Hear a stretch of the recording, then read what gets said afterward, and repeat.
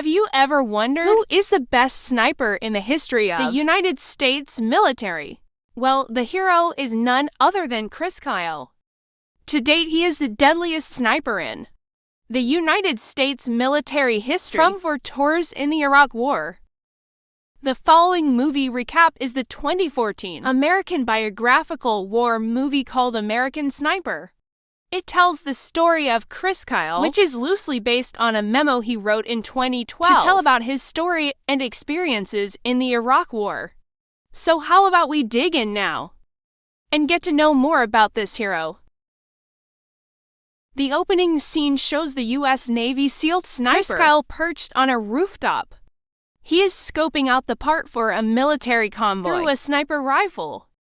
He spots a man talking on a cell phone. However, he does not have any confirmation if the man is reporting about the troop movement, and so he can't shoot him. After the man disappears from the rooftop, a woman and young children appear in the doorway. The woman removes a grenade from her cloak and hands it to the boy. We are then taken some years back to when Chris Kyle was just a child. He is hunting with his father and successfully kills a deer. His father is proud of his son's skills and congratulates him on his excellent shot. Over the next several scenes, we get to see more of Chris Kyle's childhood. He has a younger brother called Jeff. In one instance, Jeff is being beaten up by a much larger kid. Chris runs up and beats up the bully, thereby saving his brother. That night during dinner, Kyle's father tells them there are 3 types of people in the world. There are sheep, wolves, and sheepdogs. The sheep are people who think there is no evil in the world. The wolves are people who are predators and commit evil. The sheepdogs are people who are blessed with the aggression and bravery to protect the world from evil. Years later, when Chris returns home, he finds his girlfriend in bed with another man, kicks the man out after some kicks. He then turns to his girlfriend and tells her to leave. As Chris and his brother are watching the news, they see the news of the 1998 terrorist attacks on the U.S. embassies in Tanzania and Kenya. Chris is angry that U.S. citizens are being killed by terrorists. He decides to join the military so that he can become a sheepdog to protect his country. When Chris goes to the U.S. Navy office for recruitment, the recruiter suggests that he should join the Navy SEAL program. He goes through a rigorous training process since SEALs are primarily used for special operations. This includes being blasted with a powerful hose while exercising. They also have to lie down on the beach and let the cold surf wash over them. Despite the challenging training and Chris Kyle being mocked by trainers for being too old, he manages to go through it. The trainers have been taken through sniper training. He brings his hunting background into the training and excels better than the other trainers. One notable thing is that he keeps eyes open when shooting. At one time, his trainer tells him to keep his non-scoping eye closed to better focus on the target. Kyle refuses and says he needs to keep both eyes open to see what else is out there. The trainer says there's nothing else there and reprimands Chris with 50 push UPS. However, Kyle shoots a hidden snake in the grass, thereby proving he was right about keeping both his eyes open. Chris Kyle meets a woman named Taya at the bar. She insists that she would never marry a Navy SEAL since her sister went through that experience when she dated a SEAL. After numerous calls, the lady accepts to go out with Chris and they start dating. The relationship progresses and they are soon married. During the wedding, Kyle and his fellow SEALs receive intel that they will be deployed to Iraq. Now let's go back to where we started. Do you remember the opening scene when the woman gave the little boy a grenade? The boy turns out to be a convoy, a grenade in hand. Kyle does not want to shoot him, but he does not have a choice. He pulls the trigger and the boy falls. The woman runs and picks up the grenade. As she is about to fling the grenade at the convoy, Kyle pulls the trigger again, and the woman falls. The grenade explodes at a safe distance, and no troop is injured. When Kyle goes back to the base camp, his fellow SEAL congratulates him. However, he admits he is not happy about the kill and confesses that he never knew this is what it would take him to protect his country. However, he does not regret killing the boy and woman, since his focus is to protect the country. As the Marine units go door to door, searching for an Al-Qaeda leader named Zakawi, Kyle provides overwatch for them. He successfully protects the troops and shoots any potential attackers carrying guns and bombs. He is the most dedicated soldier and even urinates in his post to avoid abandoning his watch. During one particular watch, Kyle makes 6 kills. This is more than all the other snipers in that shift combined. This leads the other troops to start referring to him as the Legend Chris. Kyle becomes so good that Al-Qaeda starts fearing him. They even go to the point of placing a bounty on his head. Kyle also gets to hear about an Al-Qaeda sniper, namely Mustafa, who won a gold medal for shooting in the Olympics. Mustafa is highly experienced and is known for making nearly impossible shots. Kyle keeps complaining about being assigned to overwatch the Marines. He feels that he is more trained and should be with them when going door to door, since he cannot protect them as a sniper when they're inside the building. In fact, there are instances where a Marine gets shot while inside the building, and Kyle has no way of preventing that. While on Overwatch, Kyle abandons his Overwatch post and joins the Marines. As they go door to door, they find a family that has refused to vacate. They show the man a picture of Zakari and ask if he knows him. The man says that he knows Butcher, who is the second in command after Zakari. He says that he can provide Kyle with information on the Butcher, but he wants to be paid $100,000 first. It is established that the intel being provided by the man is real. Kyle drives back to the man's home to bring him the money in exchange for information about Butcher. On the way, Kyle calls his pregnant wife, who informs him that their baby is a boy. While Kyle is still enjoying the news, his vehicle is suddenly attacked. Ty is left on the other side, screaming to the horror of intense gunfire, and unsure if her husband is okay. It turns out the convoy is being attacked by the skilled sniper. Mustafa Kyle tries to take him out, but his efforts are futile. It turns out that the Butcher got informed that the man had given information to the U.S. military. He kills the man's young son with a handheld power drill. He then shoots the man and warns the rest not to dare cooperate with the U.S. military. Butcher and the sniper are able to escape unharmed. A few days later, the troops return home, and Taya tearfully reunites with Kyle. As we all know, war is never good. It changes you, whether you want it or not. Kyle finds it hard to adjust to life back at home. He spends time deep in his thoughts, watching videos of U.S. soldiers being killed by a sniper. Taya begs with Kyle to open up, but he refuses since he doesn't want her to know about atrocities they're facing in Iraq. While at the obstetrician's office for a checkup, the doctor asks Kyle how he's doing, to which he responds that he's fine.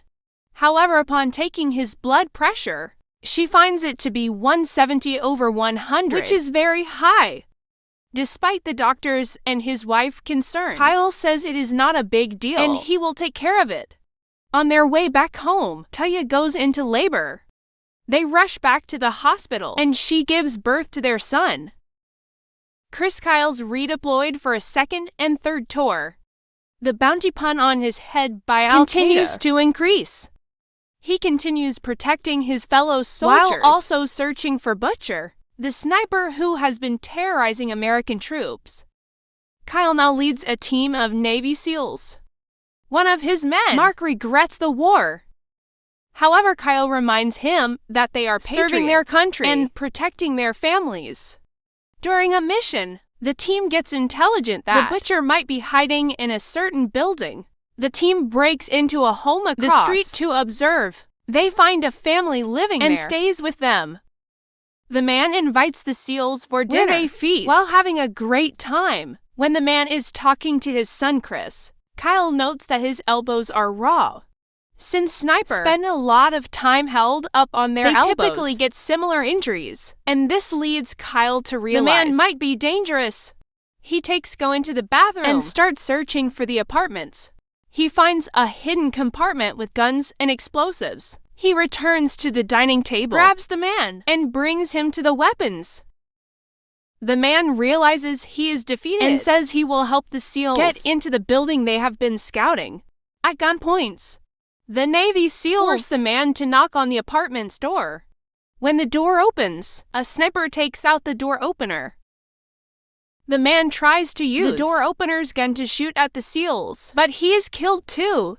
When they enter the house, they find that Butcher and other terrorists have escaped through back tunnels. They attack the terrorists as they escape and kill many of them. Due to the SEALs' experience, they are able to easily defeat the terrorists despite being outnumbered. The Butcher almost manages to escape on a vehicle, however.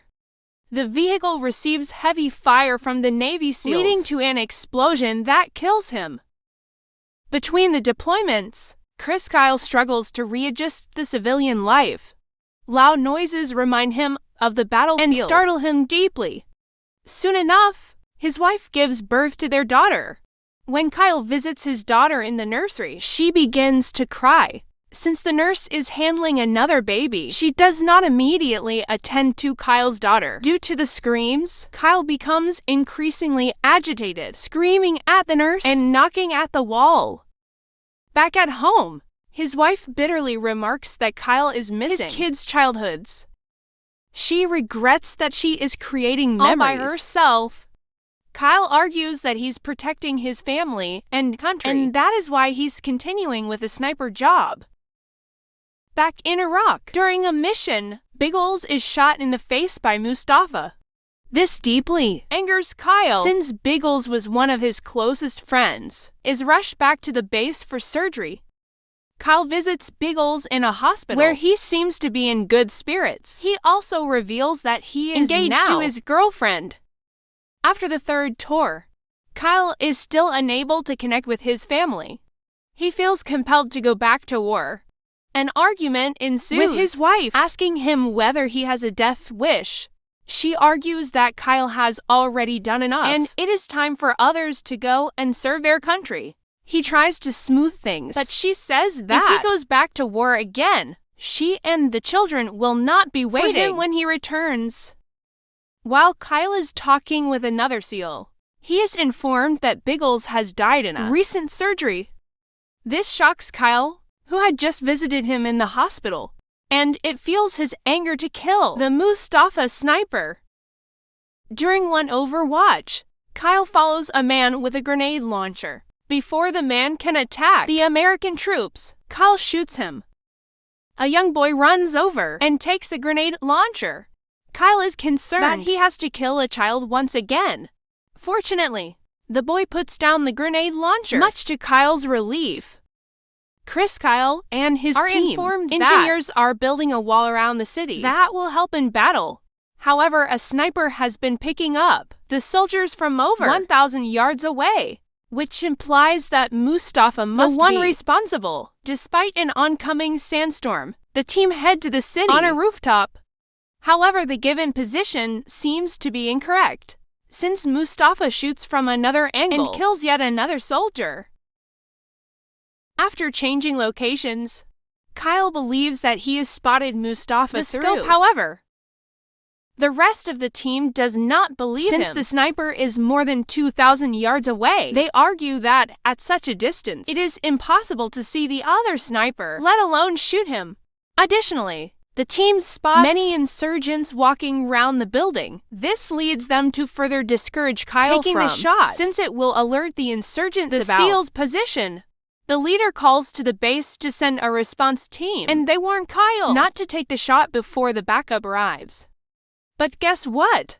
Kyle is not ready to let this chance go away. He takes the shot and awaits as the bullet cuts through the air.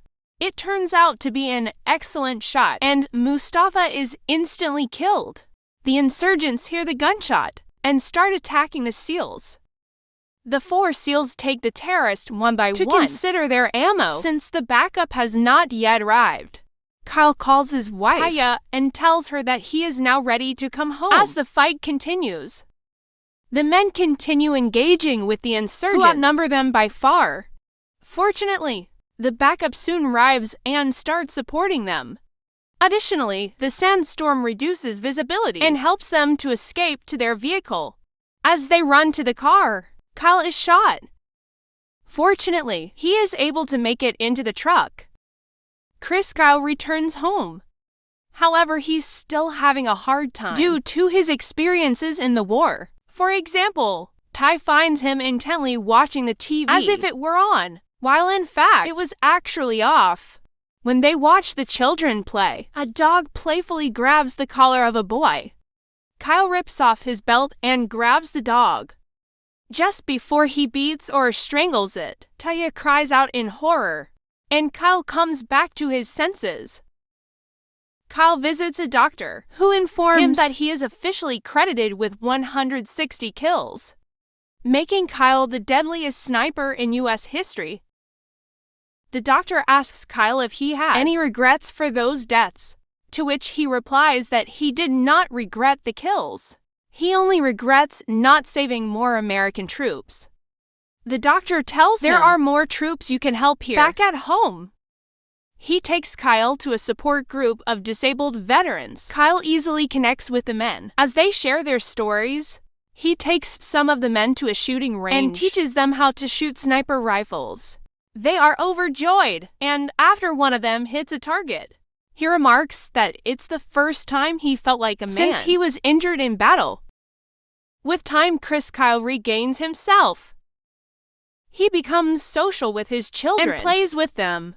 He also connects with his wife, and they start having a great time together. He also goes ahead and trains his young son to hunt. Ty reveals she is very proud of him for having found his way back to his family.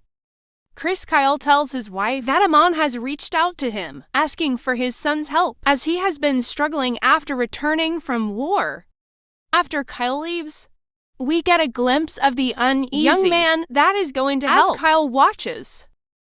The door closes, and it is revealed in the final credits that the troubled young Marine killed Kyle.